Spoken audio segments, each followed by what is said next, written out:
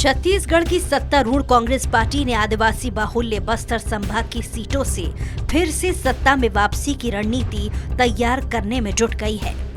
छत्तीसगढ़ कांग्रेस प्रभारी पीएल पुनिया और प्रदेश अध्यक्ष मोहन मरकाम बस्तर संभाग की 6 सीटों पर 28 अक्टूबर से दौरे पर निकलेंगे।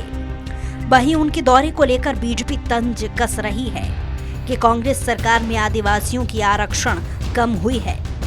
अब बस्तर की जनता को उन्हें जवाब देना होगा। दरअसल आपको बता दें कि पीएल पुनिया और मोहन मरकाम अपने दौरे के प्रथम चरण में बस्तर संभाग के 12 में से 6 सीटों पर संगठन की निगाह रहेगी। दोनों नेता विधानसभा के नेताओं और कार्यकर्ताओं से मिलकर जमीनी हकीकत का जायजा लेंगे।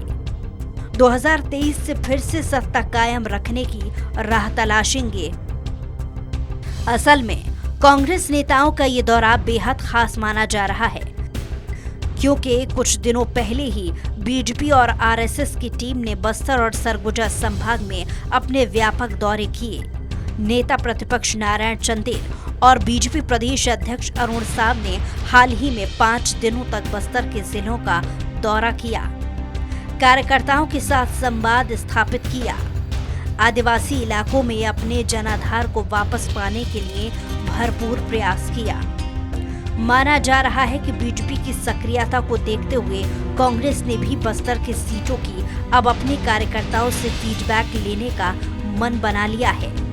28 अक्टूबर को पीएल पुनिया और मोहन मरकाम जगदलपुर विधानसभा के अंतर्गत जगदलपुर दौरे पर रहेंगे।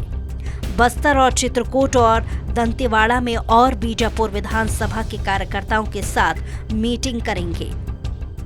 बताया गया है कि पहले 5 दिनों दौरे में 6 विधानसभाओं के कामकाज की समीक्षा की जाएगी। पार्टी वर्कर्स से फीडबैक लेने के बाद में बची 6 सीटों पर अपना ध्यान केंद्रित करेंगे। वहीं भारतीय जनता पार्टी ने कांग्रेस प्रभारी पीएल पुनिया के बस्तर दौरे पर तंज कसा है। बीजेपी का कहना है कि भूपेश सरकार में आदिवासियों का आरक्षण कम हुआ है। एक तरफ जहां मोदी सरकार 12 जनजातियों के मात्रात्मक त्रुटि में सुधार कर उन्हें उनका हक दिलाया है, वहीं दूसरी तरफ भूपेश सरकार आदिवासियों की आरक्षण को लेकर कोर्ट में सही पैरवी नहीं कर पाए, जिसकी वजह से उनकी आरक्षण कम हुए हैं। अब बस्तर की जनता उनसे जवाब मांगेंगे। हो क्यों गया, उसके लिए जिम्मेदार है क्यों? क्योंकि कांग्रेस के पास तो इस बात का बिल्कुल जवाब नहीं है कि आदिवासियों को उनके अधिकारों से वंचित क्यों किया जा रहा है। माननीय नरेंद्र मोदी जी ने 12 आदिवासी जनजातियों की मात्रात्मक त्रुटि सुधार कर उनको मुख्य धारा में शामिल किया, और एक तरफ आप उनके आरक्षण का, उनका अधिकार कम कर रहे हो। ये सरकार जब से बनी है पूर्ण रूप से आदिवासी विरोधी बल्कि छत्तीसगढ़ के जनता की विरोधी है। बीजेपी पर पलटवार करते हुए कांग्रेस प्रवक्ता धनंजय सिंह ठाकुर ने कहा कि बीजेपी के बड़े नेता बस्तर दौरे के दौरान एयर कंडीशन रूम से बाहर नहीं निकले।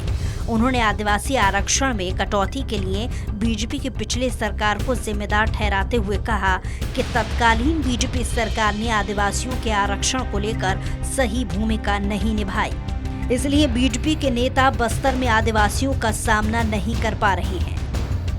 तो निश्चित तौर पर सरकार ने पूरा करने का काम किया है, और भाजपा का चरित्र आदिवासी समाज देख लिया। वो भाजपा जो सरकार में रहते हुए एक आदिवासी नेता के अनुशंसा को खारिज कर न्यायालय में प्रस्तुत नहीं किया, जिसके चलते आदिवासियों का आरक्षण में कटौती हुआ है। बहरहाल दोनों ही दलों की तैयारी बस्तर को लेकर है। ऐसे में देखने वाली बात ये होगी कि आने वाले रण में क्या कुछ सियासत देखने को मिलती है। दिलीप कुमार साहू, स्वराज एक्सप्रेस, रायपुर।